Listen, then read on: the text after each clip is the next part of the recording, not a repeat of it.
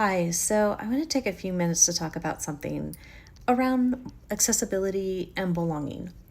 And this is going to be something that I usually don't talk as much about, but I think it's important, especially since I've been watching this woman talk about menopause and premenopausal women and that I don't care club or we don't care club. Quite hilarious. I've been enjoying some of her stuff. But what's fascinating about this is what women really go through, what women go through in the workplace around menopause, menstruation, maternity. You know, how women are treated differently. Yet, a lot of times, what we bring to the table is so impactful. I can't tell you how many women I have talked to that have told me when they're menstruating, they're not allowed to go to the bathroom. They have literally been told you can only go during your break. In fact, I'm going to tell you a story. Story time with Nicole. And then I'm probably going to let you go because I've got a lot I got to do today. So I decided, just for fun, I was going to apply to a call center with a local bank in my area. I'm not going to say which bank. And what they said to me is, we're really family oriented. So what I did is I asked them a question. Well, what if I have to go to the bathroom when I'm not on break? Oh, they did not like that question. They said, well, we prefer people to only go to the bathroom on their break. I want you to think about this for a second. Not just from a menstruation type of perspective, but you have to drink water as you're talking to people. You don't want your throat to get dry. It's a necessity.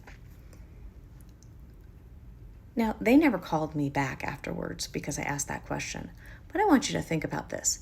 You're really family oriented. Would you tell your 5-year-old, because you're family oriented, hey, you need to wait. You can't go to the bathroom.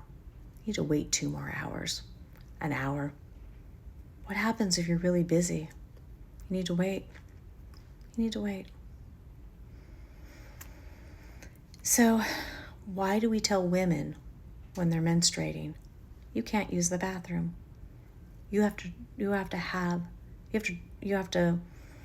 drip on the floor and then get mad at them for dripping on the floor. This happens.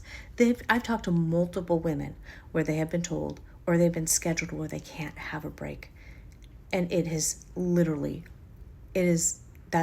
what's happened with them. Or women getting fired because they're going through the change. Really? These are things we need to talk about. This impacts belonging. This impacts how people live in the world. And if we don't talk about this, how are we going to create a world that's accessible? You see, women, we're more than just making babies for people. We're more than just repopulating the population.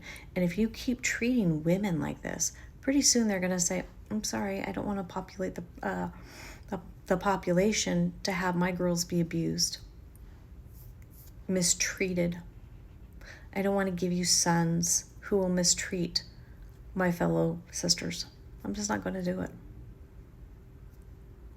Because there's a common respect that we should be having, not only for each other, but for women.